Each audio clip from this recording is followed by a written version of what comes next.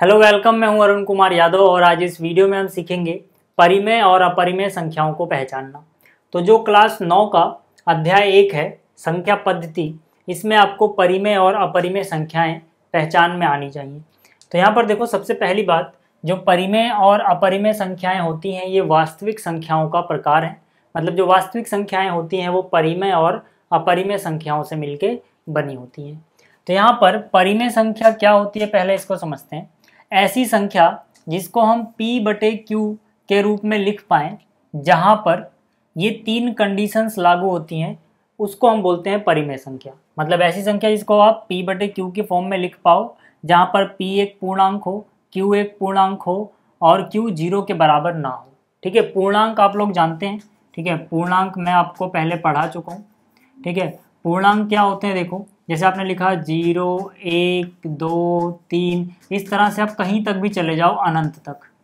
ठीक है, इसी तरह से आप इसका ऋणात्मक भी ले लो, यानी कि -1, -2, -3। ठीक है, ये भी आप कहीं तक चले जाओ, मतलब माइनस अनंत तक। ठीक है, तो ये सब मिलके क्या बनाते हैं, ये सब मिलके बनाते हैं पूर्णांक। मतलब पूर्णांक का मतलब है ये सारे जो नंबर आपको नजर आ रहे हैं ये सारे के सारे क्या हैं, पूर्णांक हैं। तो यहाँ पर आपको याद रखना है कि किसी भी संख्या जिसको आप P/Q के रूप में लिख पा रहे हो, जहाँ पर ऊपर वाला यानी कि जो अंश है P वो एक पूर्णांक हो, यानी इनमें से कोई एक हो, जो नीचे वाला Q है वो भी एक पूर्णांक हो, यानी कि इनमें से कोई एक हो, और जो Q है वो 0 ना हो, मतलब 0 के अलावा इनमें से कोई एक हो, यानी कि जो नीचे वाला हिस्सा है वो 0 नहीं होना चाहिए, ये कंडीशन है। ठीक है, तो ये बात आपको समझ में आ गई सारी की सारी। अब देखो, अपरिमेय क्या होगा, वो वास्तविक संख्या जो परिमेय नहीं है, मतलब वास्तविक संख्याओं में से परिमेय हटा दो, जो बचेंगी वो अपरिमेय हो जाएंगी। जैसे कि अगर उदाहरण से मैं आपको समझाऊं, पहले ये समझ लो फिर पहचानना सीखेंगे। उदाहरण से अगर मैं आपको समझाऊं और मान लो मैं यहाँ पे लिख दूं 5/7, मैंने क्या लिखा 5/7, तो जो ऊपर वाला है उसको हम P बोलेंगे, यानी यहाँ जो 5 है ये P का काम कर रहा है। जो नीचे वाला है उसे हम Q बोलेंगे, यानी कि अंश को P और हर को Q। ठीक, तो यहाँ पर हम ये तीन कंडीशन चेक करेंगे, अगर तीनों ठीक है तो ये परिमेय संख्या होगा 5/7, नहीं तो नहीं होगा। तो पहले देखो, जो P है वो 5 है, क्या 5 एक पूर्णांक है? बिल्कुल। 1, 2, 3, 4, 5 भी आता होगा ना कहीं। क्या 7 एक पूर्णांक है? बिल्कुल। और क्या नीचे वाला 0 है? नहीं है। ठीक है, तो मतलब 5/7 एक परिमेय संख्या हो गई। ठीक है, इसी तरह से आप लिख सकते हो कि भाई -6 में, ठीक है, -6 में 5 लिख दिया, तो -6 भी एक पूर्णांक है, कहीं ना कहीं यहाँ पे आता होगा। 5 भी एक पूर्णांक है, ठीक है, और नीचे वाला 0 नहीं होना चाहिए था, नहीं है, तो मतलब जो ये -6/5 है ये पूरा का पूरा एक परिमेय संख्या है। इसके अलावा मान लो अगर आपसे कोई पूछता है कि क्या 8 एक परिमेय संख्या है, तो आप बोलोगे हाँ 8 भी एक परिमेय संख्या है। क्यों? क्योंकि देखो इसके नीचे कुछ नहीं तो आप 1 लिख सकते हो, तो मतलब P/Q के रूप में लिख दिया। P यानी कि 8 भी एक पूर्णांक है, यहाँ पर नीचे वाले Q बोलेंगे वो भी एक पूर्णांक है और 0 भी नहीं है, मतलब ये तीनों कंडीशन लागू होती। ठीक, अगर आपसे कोई पूछे क्या 0 एक परिमेय संख्या है, तो आप बोलोगे हाँ 0 भी एक परिमेय संख्या है, क्योंकि इसको भी जो 0 है इसको आप लिख सकते हो 0/1। ठीक है, तो यहाँ पे कंडीशन थी Q 0 नहीं होना चाहिए। Q मतलब नीचे वाला, तो नीचे वाला थोड़ी 0 है। ठीक है, ऊपर वाला 0 हो सकता है, कोई दिक्कत नहीं है, तो ये भी एक परिमेय संख्या होगी। ठीक, इसी तरह से देखो, अगर आपसे कोई पूछेगा कि क्या वर्गमूल 3 एक परिमेय संख्या है, तो आप बोलोगे नहीं, ये एक परिमेय संख्या नहीं है। अब आप में से हो सकता है बहुतों के दिमाग में एक क्वेश्चन है, जो कि मैंने आपको पहली वीडियो में बताया था कि भाई इसके नीचे भी तो 1 लिखा जा सकता है, इसके नीचे भी 1 लिख सकते हैं, तो P/Q के रूप में हो गया, तब ये परिमेय क्यों नहीं हुआ? इसलिए नहीं हुआ क्योंकि यहाँ पर मैंने बोला था PQ पूर्णांक होने चाहिए, नीचे वाला 0 नहीं होना चाहिए। नीचे वाला 0 नहीं है, ठीक है, लेकिन जो P है ऊपर वाले को जिसको हम P बोल रहे हैं, ठीक है, वो कितना है? वो है वर्गमूल 3। वर्गमूल 3 पूर्णांक नहीं होता है। ठीक है, आपको याद रखना है, पूर्णांक में कहीं क्या वर्गमूल लिखा मैंने? नहीं। तो मतलब ये क्योंकि जो वर्गमूल 3 है पूर्णांक नहीं है, ठीक है ना, तो मतलब यहाँ पर P पूर्णांक ही नहीं हुआ, तो एक कंडीशन तो सेटिस्फाई नहीं हो रही ना, इसीलिए वर्गमूल 3 जो है वो परिमेय संख्या नहीं है। ठीक है, तो यहाँ पर क्या वर्गमूल में कुछ भी होगा तो क्या वो परिमेय बन सकता है कभी? हाँ, जब वर्गमूल के अंदर ऐसी संख्या हो जिसका वर्गमूल आप सिंपली निकाल पाओ। मतलब क्या कि जैसे वर्गमूल 4 कितना होता है? 2 होता है, तो 2 तो एक परिमेय संख्या होती है ना। तो वर्गमूल के अंदर अगर पूर्ण वर्ग संख्या है, ठीक है ना, जैसे कि 4 एक पूर्ण वर्ग संख्या होता है, इसका वर्गमूल 2 आ जाता है, तो ये परिमेय होगा। लेकिन 3 पूर्ण वर्ग नहीं था तो ये नहीं होगा। ठीक है, ये सब बातें और जरा डिटेल में करते हैं। आपको ये तो समझ में आ गया होगा कि परिमेय क्या होता है, अपरिमेय क्या होता है। ठीक है ना। तो यहाँ पर अगर आपसे चलो अगर कोई पूछ ले क्या 8/0 परिमेय है, आप बोलोगे नहीं ये अपरिमेय है, क्योंकि नीचे वाला 0 हो गया। ठीक है, नीचे वाला 0 नहीं होना चाहिए था, ठीक है, परिमेय होने के लिए। तो ये आपको थोड़ा बहुत समझ में आ गया होगा, परिमेय और अपरिमेय। अब पहचानना सीखते हैं थोड़ा। देखो पहली पहचान क्या है कि अगर वर्गमूल के अंदर आपको कुछ दिया हुआ है और आपसे पूछा जाए कि बताओ वो परिमेय है कि अपरिमेय, तो आप चेक करना कि वर्गमूल के अंदर जो संख्या है अगर वो पूर्ण वर्ग संख्या हुई, ठीक है, अगर वो पूर्ण वर्ग संख्या हुई तब तो वो परिमेय होगा। और अगर वर्गमूल के अंदर जो संख्या दी गई है वो पूर्ण वर्ग नहीं है तो जो वर्गमूल के अंदर जो भी है वो अपरिमेय हो जाएगा।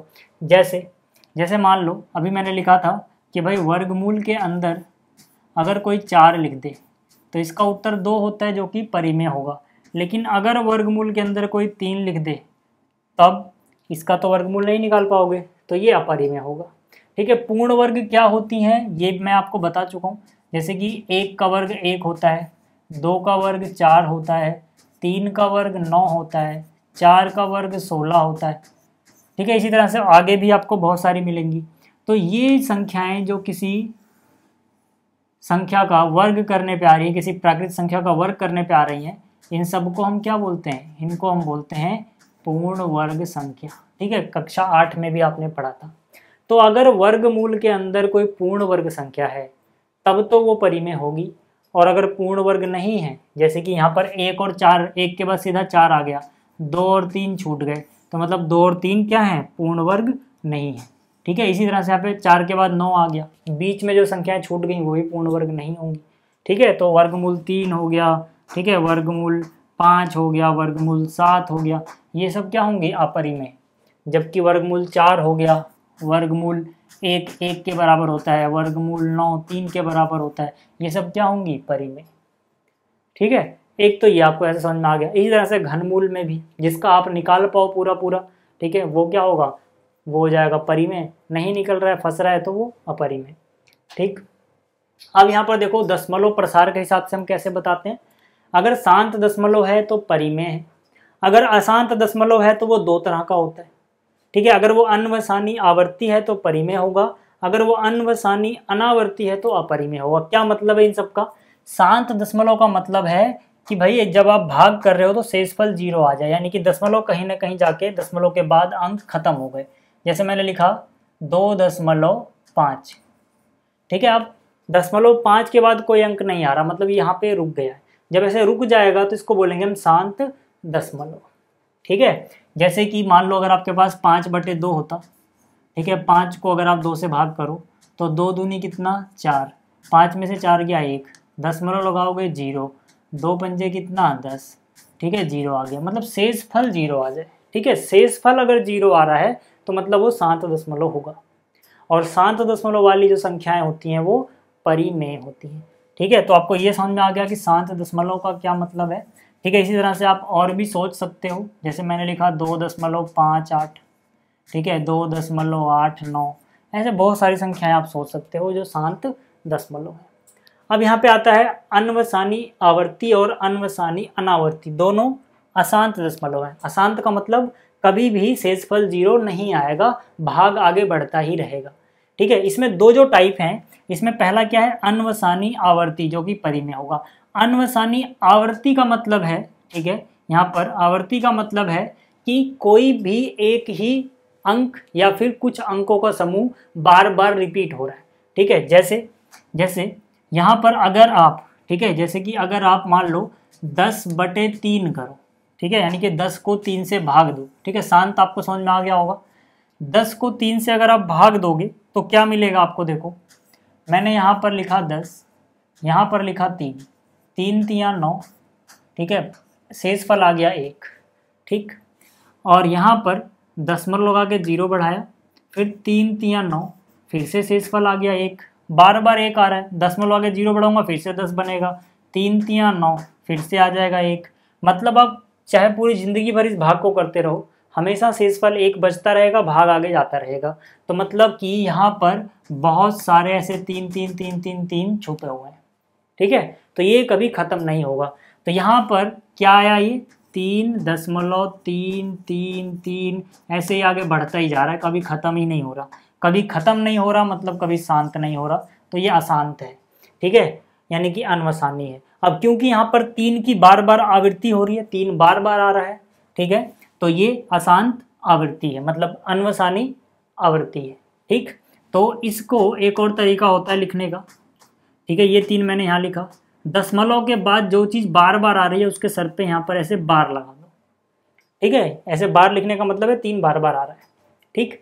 तो जो ऐसी संख्याएं होंगी जिसमें कोई चीज़ बार बार आए और ख़त्म भी ना हो, उनको हम बोलते हैं अनवसानी आवर्ती, और ये परिमेय होती है। जैसे कि आप यहाँ पे लिखो 0.545454 और ये आगे बढ़ता ही जा रहा है। मतलब हर बार क्या रिपीट हो रहा है, हर बार 545454 दो चीज़ें रिपीट हो रही हैं। इसको अपन कैसे लिख सकते हैं, 0.54 के सर पे बार, जितने लोग रिपीट हो रहे हैं उनके सर पे बार लगा दो, ठीक है। तो ऐसी चीज़ जिसमें कोई एक अंक रिपीट हो या कुछ अंकों का समूह, जैसे यहाँ पे 2 जने, ठीक है, रिपीट हो रहे हैं बार बार, इनको हम बोलते हैं अनवसानी आवर्ती और ये परिमेय होते हैं, ठीक। अब आता है अनवसानी अनावर्ती जो कि अपरिमेय है। ये क्या होते हैं, जैसे कि देखो मैंने लिखा 3.42 फिर 4, अब 4 के बाद 2 आया, कायदे से अगर ये पैटर्न फॉलो करता तो 4 के बाद फिर से 2 आना चाहिए था, लेकिन कुछ और आ गया। फिर 0 आया, 3 आ गया, फिर 0 आया, 0 के बाद 3 आ रहा है, इस 0 के बाद फिर से 9 आ गया। मतलब कुछ भी उबड़ खाबड़ आ रहा है, हमें नहीं पता, ठीक है, कुछ भी उबड़ खाबड़ आता जा रहा है और ये ख़त्म भी नहीं हो रहा है। ये भी याद रखना, यहाँ पे ऐसे डैश डैश डैश लगाना जरूरी है। ये ख़त्म भी नहीं हो रहा और कोई चीज़ एक जैसी रिपीट भी नहीं हो रही, कोई पैटर्न नहीं मिल रहा हमें, तो ये अनवसानी अनावर्ती होगा। क्योंकि यहाँ पर 3 की आवृत्ति बार बार हो रही थी, यहाँ पे 5 4 5 4 5 4 की आवृत्ति बार बार हो रही थी, यहाँ पे किसी भी अंक की आवृत्ति बार बार एक पैटर्न में नहीं हो रही है, इसीलिए अनावर्ती है, ठीक। और जो भी अनवसानी अनावर्ती होगा वो अपरिमेय संख्या होगी, ठीक है। जैसे कि एक और लिखूँ मैं 8.2432, अब 2432 आया, फिर 3 के बाद 2 आया, फिर मैंने 3 लिखा 0 लिख दिया, फिर 5 लिख दिया 0 लिख दिया, फिर 1 लिखा 00 लिख दिया। मतलब कुछ भी उबड़ खाबड़, ठीक है, कुछ भी उबड़ खाबड़ लिख के डैश डैश डैश डैश लगा हो, तो ये क्या होगा, अनवसानी अनावर्ती जो कि अपरिमेय होगा। तो उम्मीद है आपको परिमेय और अपरिमेय संख्याएं पहचाननी आ गई होंगी। तो इस वीडियो में इतना ही, जल्दी मिलेंगे अगली वीडियो में। Thanks for watching.